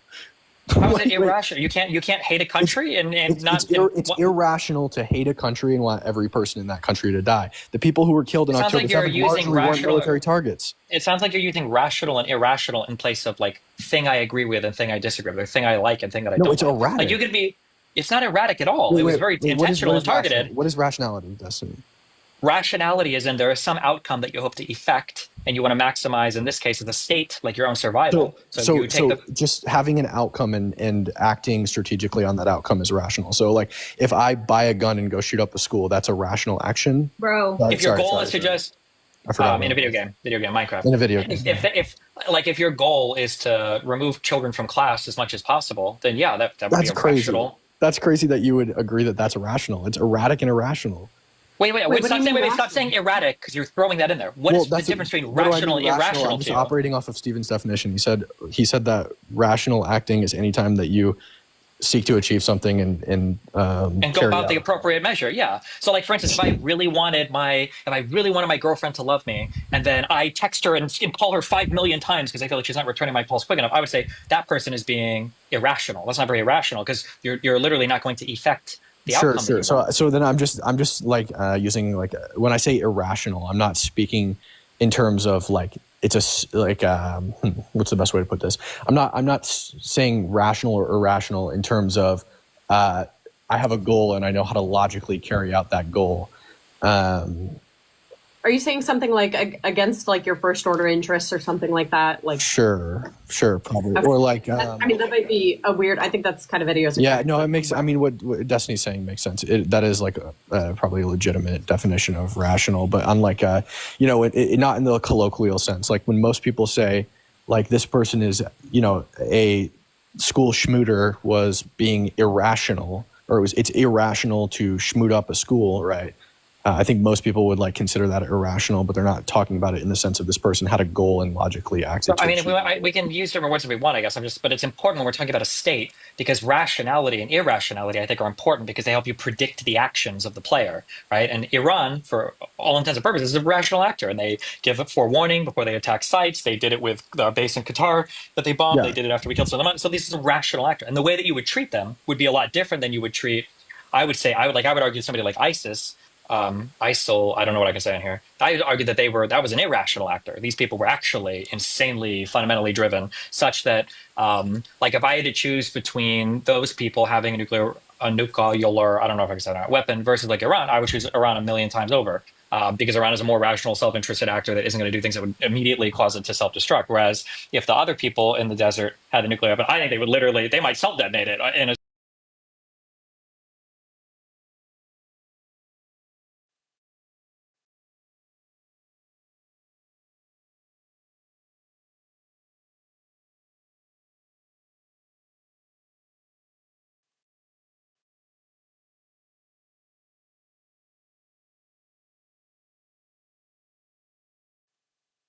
we're acting rational.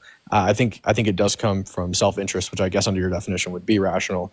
I think the reason they do it is because in the Middle East, well, actually two reasons. A, posturing, and B, in the Middle East, it's like very obvious if somebody attacks you, like you have to respond or you're viewed as weak. And if you fail to act and you fail to respond, you risk being overthrown by your own people because you're weak.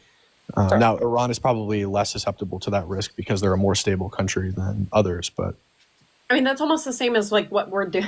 That at least the first condition is almost the same exact like reason that we go and bomb Middle Eastern countries is because like we can't be seen as weak. We have to be the strongest military in the world. Like exactly, yeah. Well, yeah. Also because like look at 9/11 for example.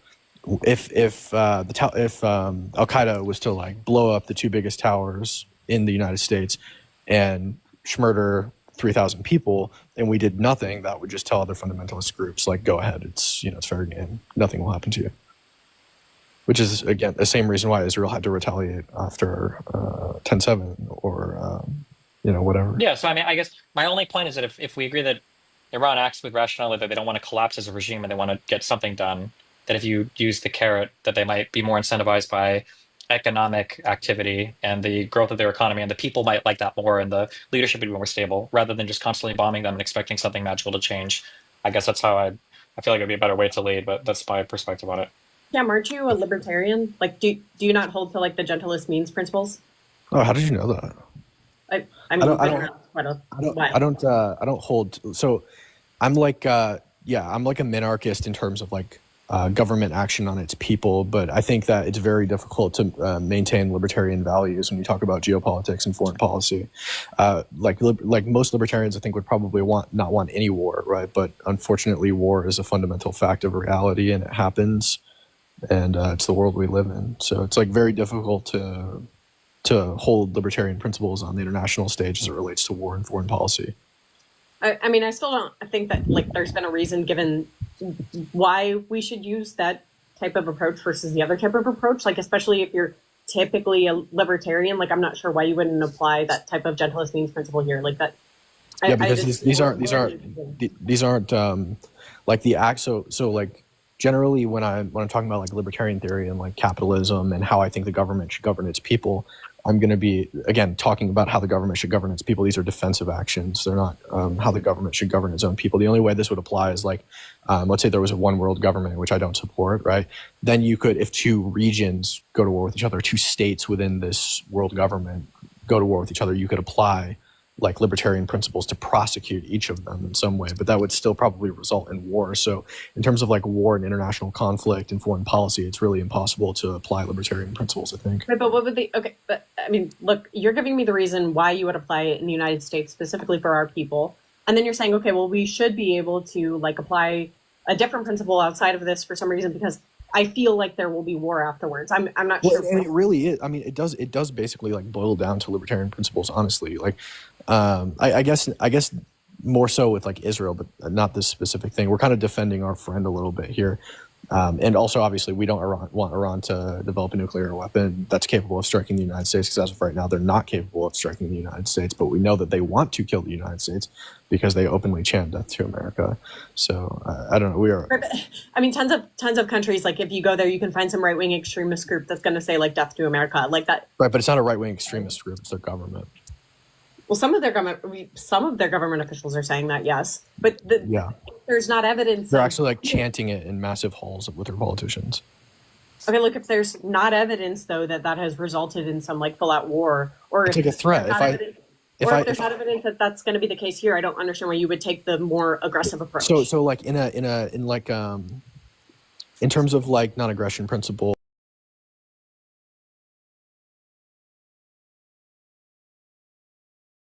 Look you in the face and say, I'm going to pull out a gun in 10 seconds and shoot you. I think that you should be able to pull out a gun and shoot me first, because I've now threatened aggression towards you. Yeah, Mercedes. I don't I'm it's okay. Their brain is working fine. It's okay. Leo Bain, would you like to give us a go? Yeah, let's go. Perfect. So I mean, I'm kind of with the guy on like Iran screaming death to America. Hold on. You're sure enough real strong here. Do we want to go? Because I think the audience is like done with the war topic. Do we want to get? What is your other war topic? Also, I have to leave because it's past 9 o'clock for me. Okay. I can do this again tomorrow if you want, though. But perfect. Yeah. Okay. Thanks for having me on. I love you. I love you, Cam. Is he gone? You're the absolute best, dude. Go, Dad. Where did he go? Who? Oh well. Cam, that was the guy that was here before, right? Oh yeah. Oh, Cam Higby? Yeah. Wait, you guys know him, right? Or I assume you do? Yeah, I thought you've talked to him before. No? Yeah, that's why I said I love him. I said I love you, Cam. Oh, girl. Okay. Never mind. No comment. Wow. Okay. All right. I love you guys. I'll see you guys later. Peace out. Bye. Later. Bye. Bro cannot figure out how to That leave. was way more confusing than it should have been. Okay. Dude. I hate using my phone. I just hate phone apps, okay? I will figure this out, though.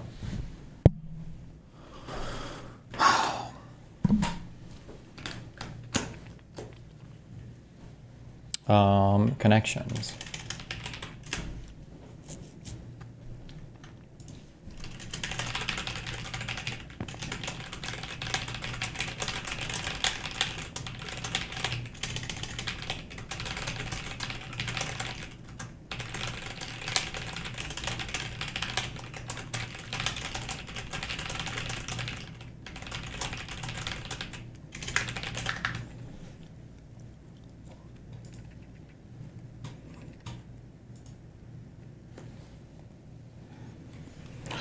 Love lace.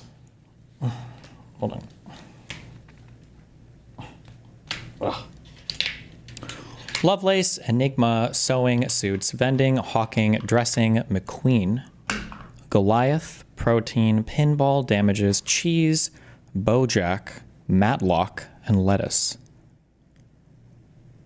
These are shows, right? Lovelace, Suits, Bojack, and one of these is also a show. McQueen, is that a show? Oh, Matlock, that's a TV show, right?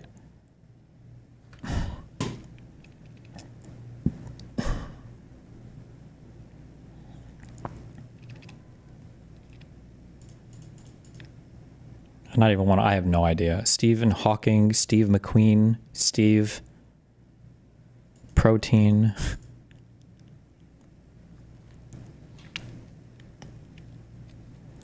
cheese, lettuce, dressing, and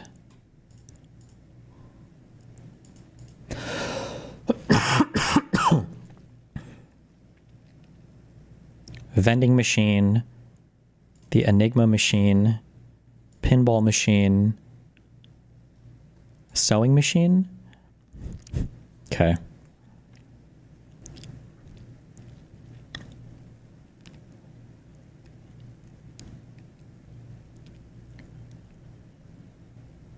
Protein damages, cheese, lettuce, Goliath.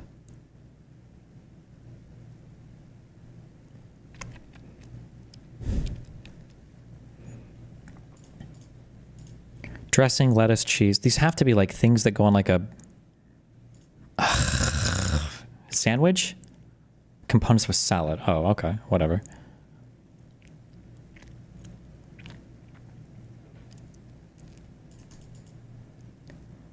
Goliath? Is that a TV show? I don't know. These have to already guess this. Oh my God. And it wasn't even one off, right?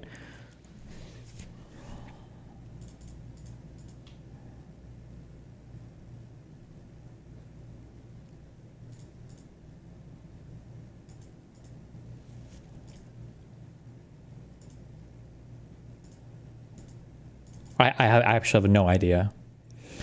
I have absolutely no idea.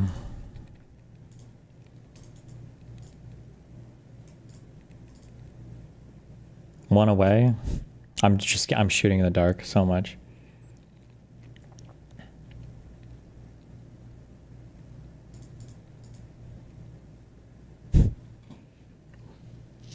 Legal dramas. Damages, Goliath, Matlock, and Sue. I actually don't even know what Matlock is about, so I would have never gotten this. Ending with playing cards. Jack, King, Ace, and Queen. Oh my God. All right, have fun, be careful. We're cappuccino, cappuccino, cappuccino, cappuccino, cappuccino, cappuccino, cappuccino, cappuccino, cappuccino, cappuccino. Catch you guys next. Stream right now, don't die.